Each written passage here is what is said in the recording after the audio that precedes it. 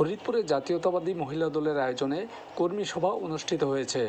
শনিবার বিকেলে পৌরসভার ২৬ নং ওয়ার্ড মহিলা দলের উদ্যোগে এই কর্মী সভাটি অনুষ্ঠিত হয়। কর্মী সভায় প্রধান অতিথি হিসেবে উপস্থিত ছিলেন জাতীয়তাবাদী মহিলা দলের কেন্দ্রীয় কমিটির যুগ্ম সম্পাদক চৌধুরী নায়েব ইউসুফ।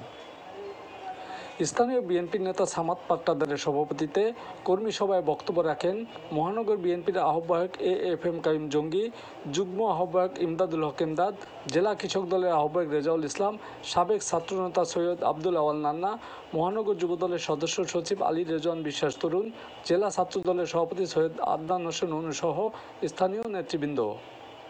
প্রধান অতিথির বক্তৃতায় চৌধুরী নায়েব ইউসুফ বলেন, বিএনপি সবসময় নারীদের উন্নয়নে কাজ করেছে। আগামীতে বিএনপি ক্ষমতায় আসলে নারীদের উন্নয়নে বিশেষ ভূমিকা পালন করবে। আসন্ন জাতীয় সংসদ নির্বাচনে ধানের শীষ প্রতীকে ভোট দেবার আহ্বান জানান চৌধুরী নায়েব ইউসুফ। বিএনপি আজকে 15 বছর ক্ষমতায় তাদেরকে আসতে দেওয়া হয় নাই। আর এই আওয়ামী লীগের ভোট চোরের যে দল, আপনারা জানেন সেটা না? ভোট দিতে পারছেন 15 বছর? ভোট দিয়ে আপনাদের পছন্দের নেতা আপনারা নির্বাচিত করতে পারেন নাই। খুব দুঃখের বিষয় এটা। আপনাদের সকল অধিকার, ভোটের অধিকার থেকে শুরু করে কথা বলার অধিকার, তারপরে শান্তিরত স্বাধীনভাবে থাকার অধিকার এই নিজের মাটিতে, সেটাও আপনারা হারাইছেন এই 15 বছরে। তো আমাদের আওয়ামী লীগকে যেভাবেই হোক আমাদের প্রতিহত করতে হবে, তাদের বিরুদ্ধে দাঁড়াইতে হবে না?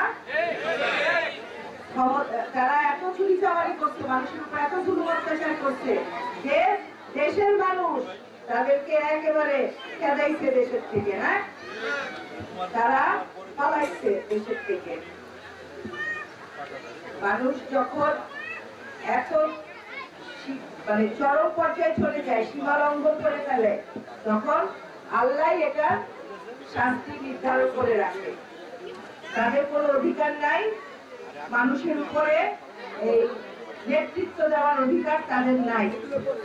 তাই আপনাদেরকে বলবো, এই যে মহিলারা যারা, আপনারা হলো আমাদের জনগোষ্ঠীর অর্ধেক, না?